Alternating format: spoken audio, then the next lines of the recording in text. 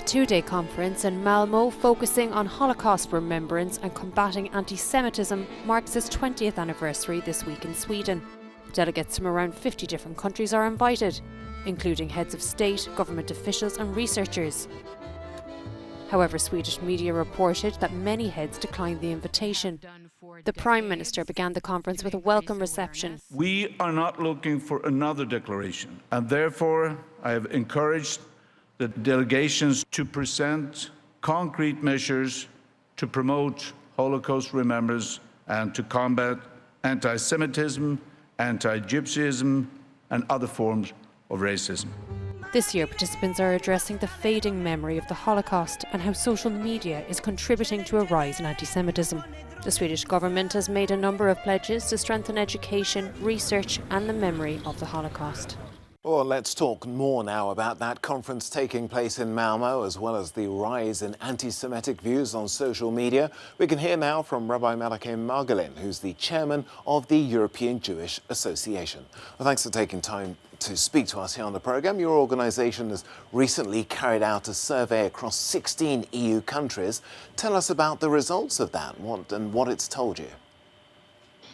The results show us that, unfortunately, situation in Europe is in a rise, and we see in most of European countries that there is still a lot of work to do to fight anti-Semitism.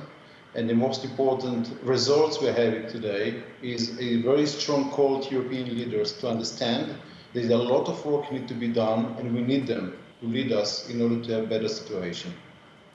Well, Israel's Diaspora Affairs Minister has recently blamed the rise on anti-Semitism on the spread of social media. Do you think he's right?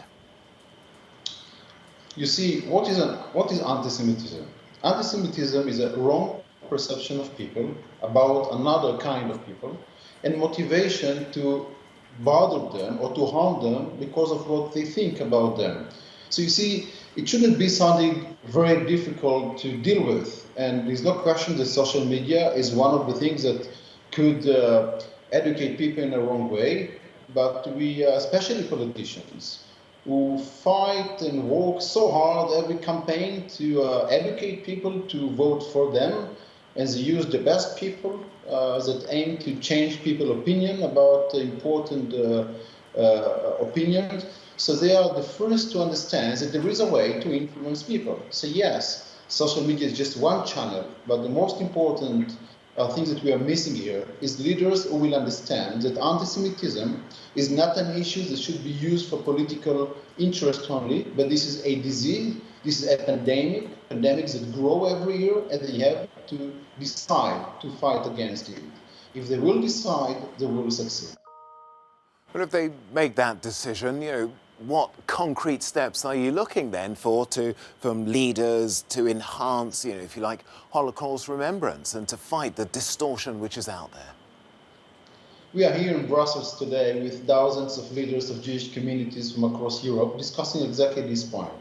And we came together with a very clear and simple plan. We call it the 10 Commandments to combat anti-Semitism, which include 10 simple and the most significant things for the European Jewish community.